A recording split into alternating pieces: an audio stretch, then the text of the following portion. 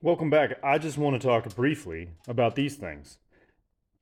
No matter who you talk to, they probably have a different name. I've heard Allen keys, Allen wrenches, hex keys, hex wrenches. I'm sure there's others floating around too. They're all basically the same thing. They're an L-shaped piece of hex steel, and they're used for uh, cap head socket screws and things of the like. Very, very useful to have a good set of these. There are always some real cheap ones that come with your IKEA furniture and those little project sets you buy for other, things around the house.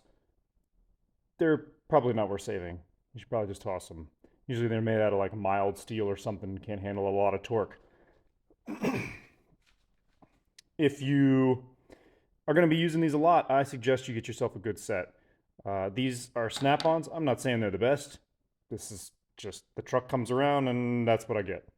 Um, these have some interesting advantages over the regular sets, and we'll talk about that and why you don't necessarily need to spend the extra money on that too. So this is a regular hex key.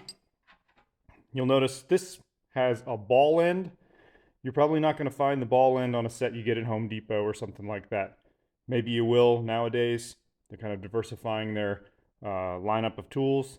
But normally you probably have to order these, get them off a truck or something. The ball end is well worth it. There's always something, you're at some weird angle, even when you're putting together some of that furniture. They'll put the screw in a weird spot so you can't even get a full turn out of the wrench while you're trying to screw it in.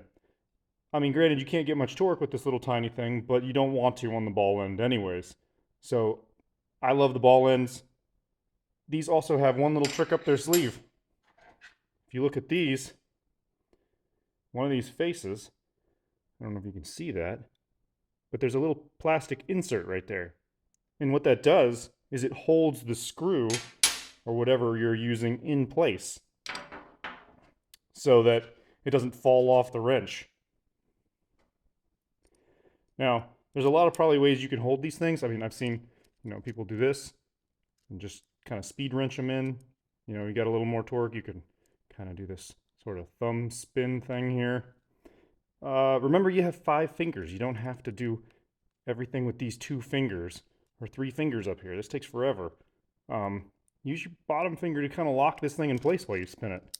Get that thing out. And this is what I was talking about. On these ball ends especially, they will not hold on there. They'll fall off. That's why they put the insert in the ball ends of these. But you don't have to have that. In fact, if you find a set that you like that's cheaper, go ahead and get them. Because you can always just grab yourself a little piece of paper towel, stick that on top of your screw, jam it in there. Look at that. It's not coming off. Get that thing started. You can even preset it at a weird angle to get it started. So, just some tricks. Hopefully that helps somebody.